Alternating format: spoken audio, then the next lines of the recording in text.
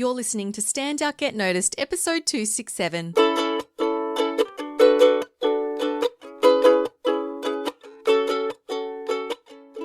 Hi there, Rockstar, and welcome to Stand Out, Get Noticed. I'm your host, Christina Canters. I help professionals and business leaders to build powerful communication skills. You can learn more about our training programs at thecmethod.com. Now, today we're exploring what it takes to develop natural, that's in quote marks, natural communication skills. Now, I have had some people say to me, "Oh, Christina, you're such a natural on stage. You're such a natural podcaster." And I find this really interesting because I don't consider myself to be a natural at either of those things.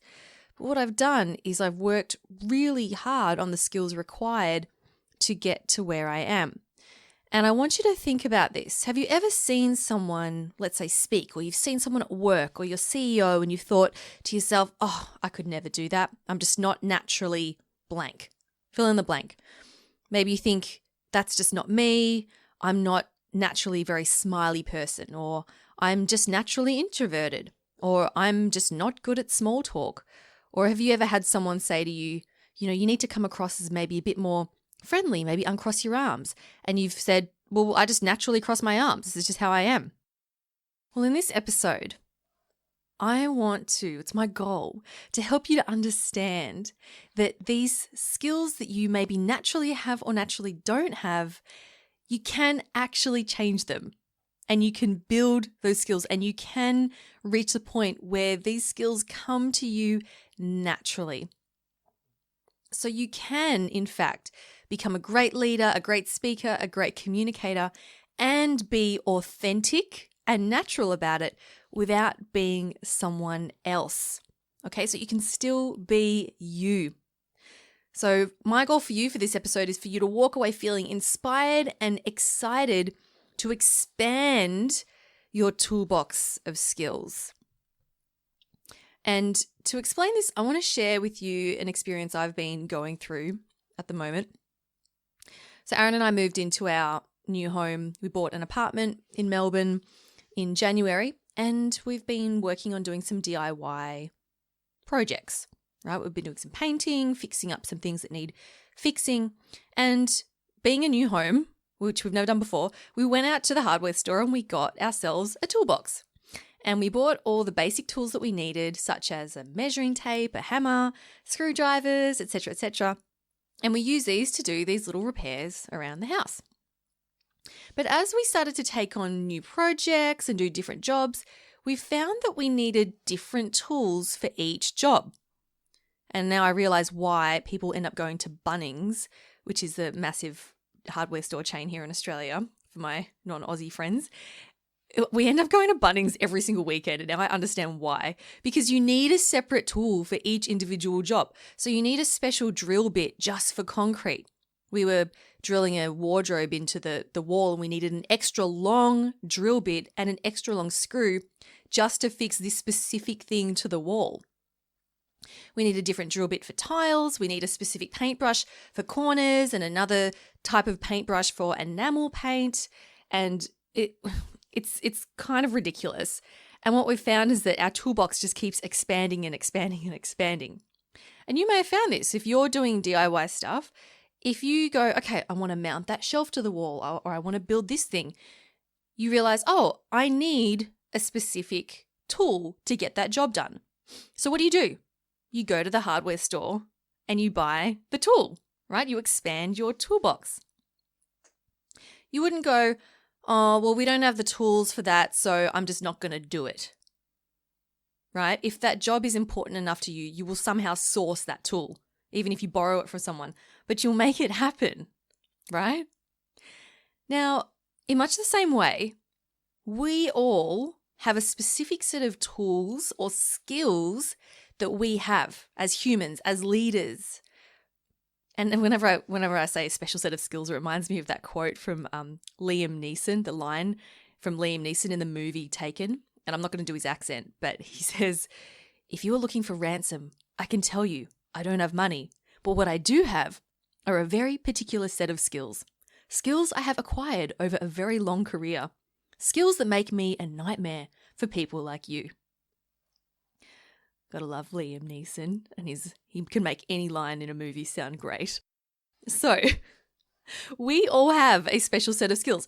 So I want you to think about what you've got. You might be able to, maybe you're a great listener. Maybe you're very detail focused. Maybe you're very friendly. Maybe you deliver work on time, or you're great at researching, or you have brilliant writing skills. So we all are aware, we tend to be aware of what our toolbox of skills are. We know what we're good at. But what happens when we encounter a situation or an opportunity where new skills are required? What do? Do we say, oh, I'm going to go out and acquire that skill? Some people do, but most of the time we say, oh, I can't do that. I'm not naturally good at that. And we stick within our little comfort bubble. So let's say an opportunity to present to the company comes up. We say, oh no, I'm not going to do that. I don't want to present. I don't know how to tell a great story. And we box ourselves in and we hold ourselves back from taking on this new opportunity because we don't have the right tool for the job. Now, why do we do this? It's because venturing outside of our comfort zone is scary. When you want to acquire a new skill or a new tool, it's not easy. It takes work. It's uncomfortable. And our brains try to make us avoid anything that we can't control or that's uncertain. And if you want more on that, listen to my episode 265 on how to build your tolerance for uncertainty. Now, normally on this podcast, when I talk about getting out of your comfort zone, it's usually to do with something fairly major, like going for a new opportunity or putting your hand up to speak, going to a networking event, applying for a promotion, all these sort of big things that push us out of our comfort zone.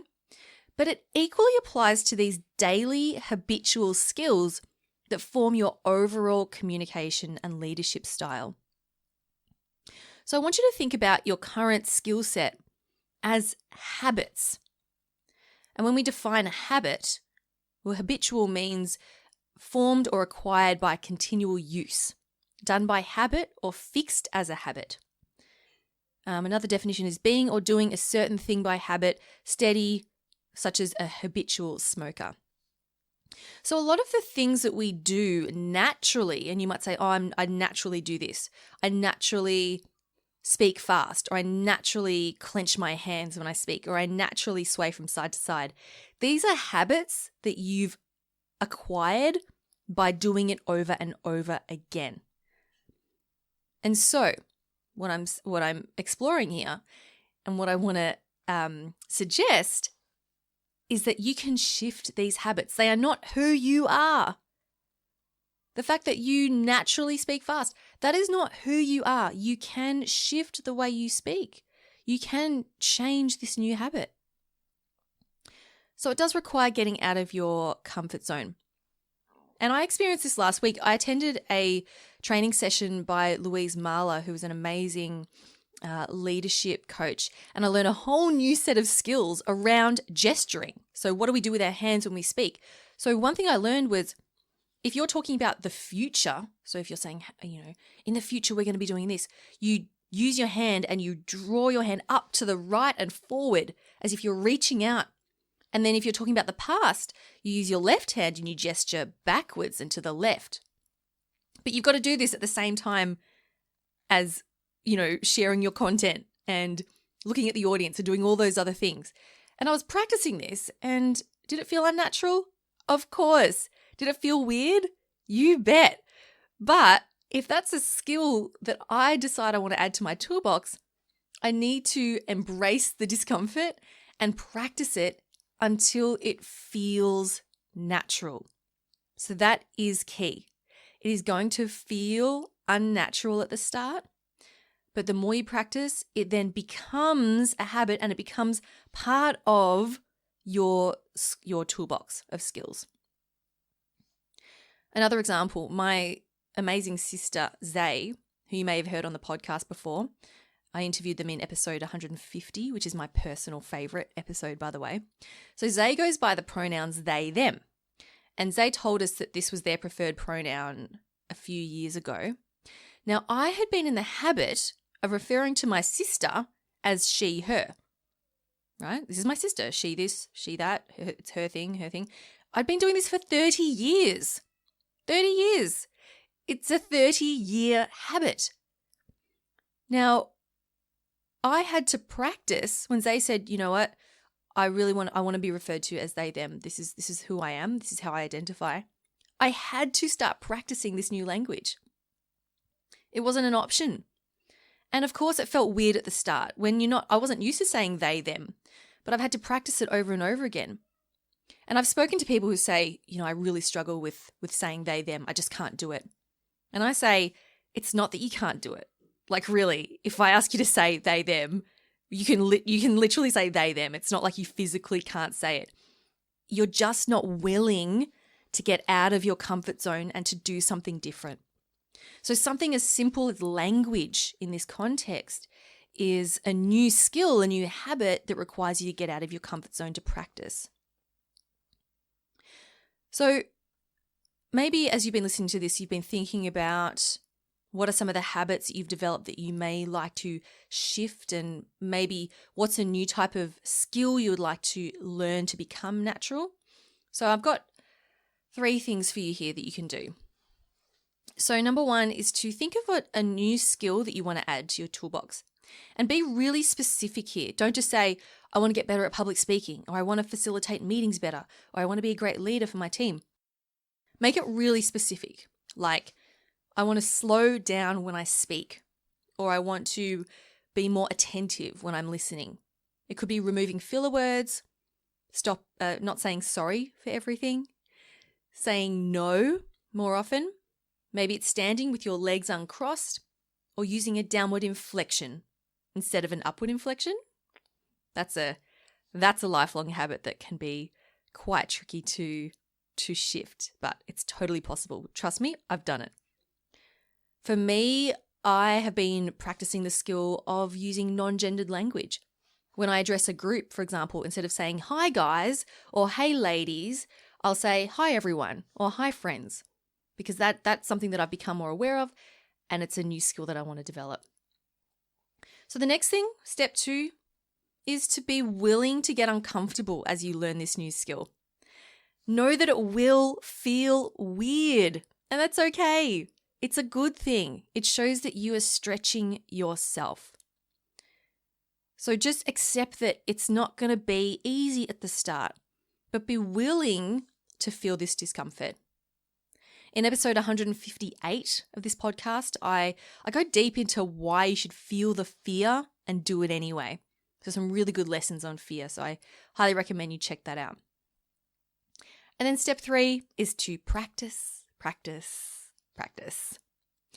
And I highly recommend that you focus on one thing. So when it comes to, let's take public speaking for an example. There are so many skills required to be an effective speaker. You got to think about the message you're sharing. You got to think about your non-verbals, how you're engaging with your audience, what mindset you're in, so many things. But I would suggest picking one thing. Pick one thing and then just practice that one thing over and over and over until it becomes part of who you are. It becomes part of your new habits. And if you can't do this by yourself, then find someone who you can practice with. In our membership program, the C Method Academy, I run monthly webinars where members have the opportunity to practice these new skills in a supportive environment. And what we do is I'll give the members an exercise and we'll repeat it over and over again. So I'll ask a question. Let's say we're focusing on removing filler words. I'll say, okay, you're each going to speak for 30 seconds and your one thing is to focus on pausing instead of saying or ah. And we'll repeat that over and over again. We'll practice using effective body language.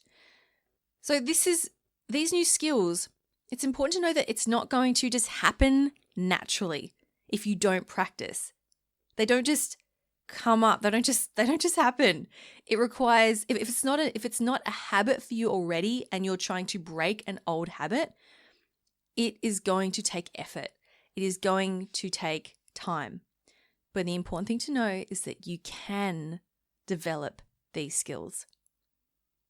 You can develop them, whether it's your communication, whether it's your speaking, whether it's your leadership skills, and you can become natural, quote unquote, at it. So that's what I wanted to share with you today. I hope that you found this, at the very least, thought-provoking. I would really appreciate if you could share this with a friend or a colleague if you think they would also find it useful and relevant for them. And also, if this episode resonated with you, I invite you to connect with me on LinkedIn and send me a message and let me know what you got from it. Thank you so much for spending some time with me today, Rockstar. I'll talk to you next week. I'm Christina Canters, and this has been Stand Out, Get Noticed.